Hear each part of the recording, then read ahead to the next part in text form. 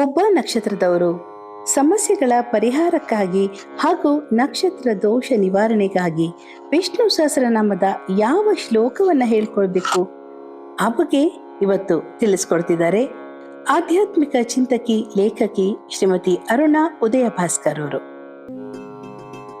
ನಿಮ್ಮ ನಕ್ಷತ್ರ ಹಾಗೂ ಎಷ್ಟನೇ ಪಾದ ಅಂತ ತಿಳ್ಕೊಂಡು ಅದಕ್ಕನುಗುಣವಾಗಿ ವಿಷ್ಣು ಸಹಸ್ರನಾಮದ ಸ್ತೋತ್ರವನ್ನು ಪ್ರತಿನಿತ್ಯ ಕನಿಷ್ಠ 11 ಬಾರಿ ಪಾರಾಯಣ ಮಾಡಿಕೊಂಡ್ರೆ ಎಲ್ಲ ತೊಂದರೆಗಳು, ಅನಾರೋಗ್ಯ, ಆರ್ಥಿಕ ಸಮಸ್ಯೆ, ಬೇಸರ ಹಾಗೂ ಗ್ರಹಚಾರಗಳು ಸಂಪೂರ್ಣವಾಗಿ ನಿವಾರಣೆಯಾಗುತ್ತದೆ. ನಕ್ಷತ್ರ ಮಾತ್ರ ಗೊತ್ತಿದ್ದು ಎಷ್ಟನೇ ಪಾದ ಅಂತ ಗೊತ್ತಿಲ್ಲದಿದ್ದರೆ ಆ ನಕ್ಷತ್ರದ 4 ಸ್ತೋತ್ರಗಳನ್ನು 11 ಬಾರಿ ಹೇಳ್ಕೊಳ್ಬೇಕಾಗುತ್ತೆ. ಪುಭ ನಕ್ಷತ್ರದ 1ನೇ ಪಾದದವರಿಗೆ 41ನೇ ಶ್ಲೋಕ. ಉದ್ಭವ ಕ್ಷೋಭಣೋ ದೇವ ಶ್ರೀಗರ್ಭ ಪರಮೇಶ್ವರ ಕರಣಂ ಕಾರಣಂ ಕರ್ತ ವಿಕರ್ತ ಗಹನೋ ಗುಹಃ.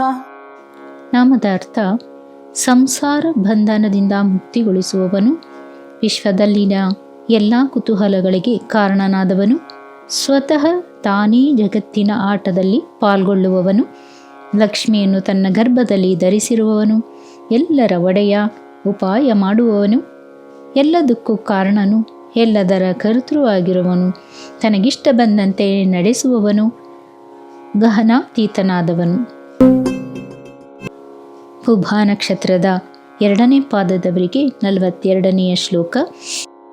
ವ್ಯವಸಾಯೋ ವ್ಯವಸ್ಥಾನ ಸಂಸ್ಥಾನ ಸ್ಥಾನದೋ ಧ್ರುವ ಪರರ್ಧಿ ಪರಮ ಸ್ಪಷ್ಟ ಸ್ತುಷ್ಟ ಪುಷ್ಟ ಶುಭೇಕ್ಷಣಃ.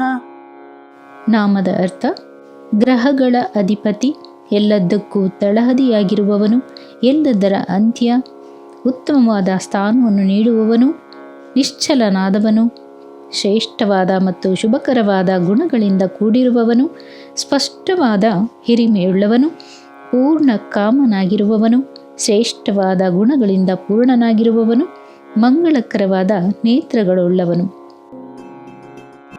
ಪುಭ ನಕ್ಷತ್ರದ 3ನೇ ಪಾದದವರಿಗೆ ರಾಮೋ ವಿರಾಮೋ ವಿರಜೋ ಮಾರ್ಗೋ ನೇಯೋ ನಯೋನೇಯಃ ವೀರ ಶಕ್ತಿಮತಾಂ ಶ್ರೇಷ್ಠೋ ಧರ್ಮೋ ಧರ್ಮವಿದುತ್ತಮಃ. ನಾಮದ ಅರ್ಥ ಇತರರನ್ನು ಸಂತೋಷಪಡಿಸುವವನು, ಸನ್ಮಾರ್ಗವನ್ನು ತೋರುವವನು, ತನ್ನ ಭಕ್ತರನ್ನು ತಾನೇ ಮುನ್ನಡೆಸುವವನು, ತನ್ನೆಡೆಗೆ ಎಲ್ಲರನ್ನು ಆಕರ್ಷಿಸಿಕೊಳ್ಳುವವನು, ಯಾವಾಗಲೂ ಉತ್ಸಾಹದಿಂದ ದೂರ ಸರಿಯದೇ ಇರುವವನು, ವೀರನು, ಬಲಶಾಲಿಗಳಲ್ಲಿ ಬಲಶಾಲಿಯಾದವನು, ಧರ್ಮ ಸಂಸ್ಥಾಪಕನು, ಧರ್ಮದ ಜ್ಞಾನವುಳ್ಳವರಲ್ಲಿ ಮೊದಲಿಗನಾದವನು. ಪುಭ ನಕ್ಷತ್ರದ 4ನೇ ಪಾದದವರಿಗೆ ವೈಕುಂಠ ಪುರುಷ ಪ್ರಾಣ ಪ್ರಾಣದ ಪ್ರಣವ ಪೃಥು ಹಿರಣ್ಯ ಗರ್ಭ ಶತ್ರುಘ್ನೋ ವ್ಯಾಪ್ತೋ ವಾಯುರಧೋಕ್ಷಜಃ. ನಾಮದ ಅರ್ಥ ಕಷ್ಟಗಳ ನಿವಾರಕನು, ಮನಸ್ಸನ್ನು ಶುದ್ಧ ಮಾಡುವವನು, ಎಲ್ಲ ಜೀವಿಗಳ ಉಸಿರಾಗದೆ ಆಗಿರುವವನು, ಪ್ರಾಣವನ್ನು ನೀಡುವವನು, ಓಂಕಾರ ಸ್ವರೂಪನು, ಜಗತ್ಪ್ರಸಿದ್ಧಿಯಾಗಿರುವವನು, ಪ್ರತಿಯೊಬ್ಬರ ಅಂತರಂಗವನ್ನು ಬೆಳಗಿಸುವವನು, ಶತ್ರುನಾಶಕನು, ಪ್ರೀತಿ ಮತ್ತು ಕರುಣೆಯಿಂದ ತುಂಬಿರುವವನು, ನಾಶವಾಗದಿರುವವನು.